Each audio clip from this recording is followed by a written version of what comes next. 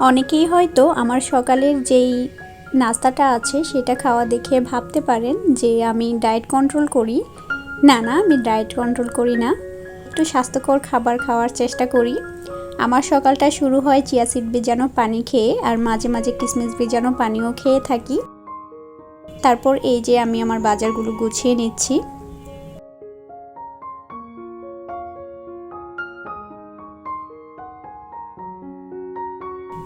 চিনি আমার পরিবারে তেমন খাওয়া হয় না। মিষ্টি জাতীয় কোনো কিছু বানালে সেটাতেই আমি চিনি ইউজ করি। এছাড়া আমি যে দুধ চা খাই সেটাতেও আমি চিনি দেই না। চিনিটা কিন্তু আমাদের শরীরের জন্য অনেক বেশি ক্ষতিকর, বিশেষ করে এই রিফাইন্ড সুগারটা। আর প্রত্যেকটা খাবারেই কিন্তু চিনি আছে, সেটা হলো প্রাকৃতিক চিনি। সেটা আমাদের শরীরে ক্ষতি না করলেও এই রিফাইন্ড সুগারটা অনেক বেশি ক্ষতি করে আমাদের শরীরের। এই তো আমি চিয়া সিডটা ঢেলে নিচ্ছি। আমার বাসার চিয়া সিড আর ফ্লেক্স সিড দুইটাই শেষ হয়ে গিয়েছে। ফ্লেক্স সিডটা তেমন খাওয়া হয় না, কিন্তু চিয়া সিড কিন্তু আমার দৈনিক রুটিনের একটা বিশেষ প্রয়োজন মেটায়। যাই হোক, চিয়া সিডের ভিতরে এত পরিমাণে পুষ্টিগুণে ভরপুর থাকে যা অন্যান্য খাবারে আপনি চাইলেও পাবেন না।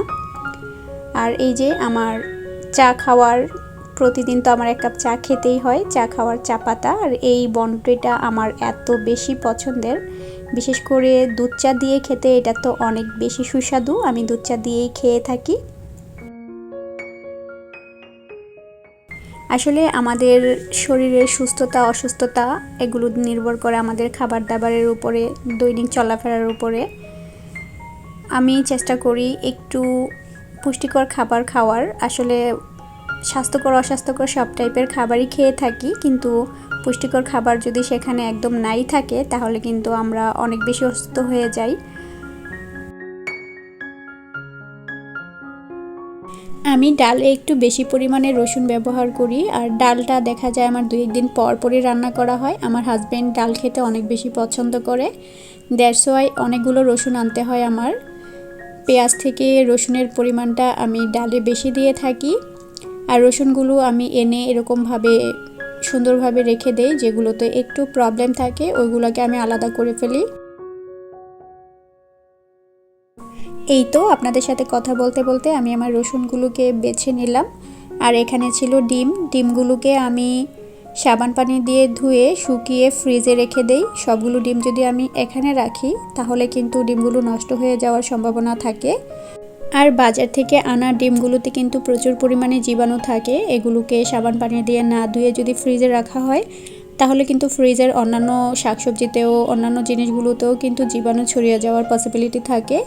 এই কারণে সবসময় চেষ্টা করবেন ডিম আনার পরে সাবান পানি দিয়ে ভালো করে ধুয়ে তারপরে ফ্রিজে রাখার।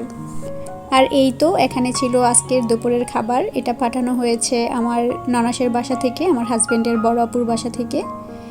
ম্যাক্সিমাম টাইমেই শুক্রবারের দুপুরের খাবারটা অথবা রাতের খাবার ওই বাসা থেকে পাঠানো হয়। আর এখানে সালাদও দিয়ে দেওয়া হয়েছে।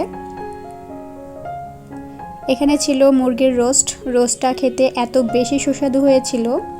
আমাদের সম্পর্কের এই ছোট ছোট কেয়ারিংগুলোই কিন্তু আমাদের জীবনকে অনেক বেশি সুন্দর করে তোলে।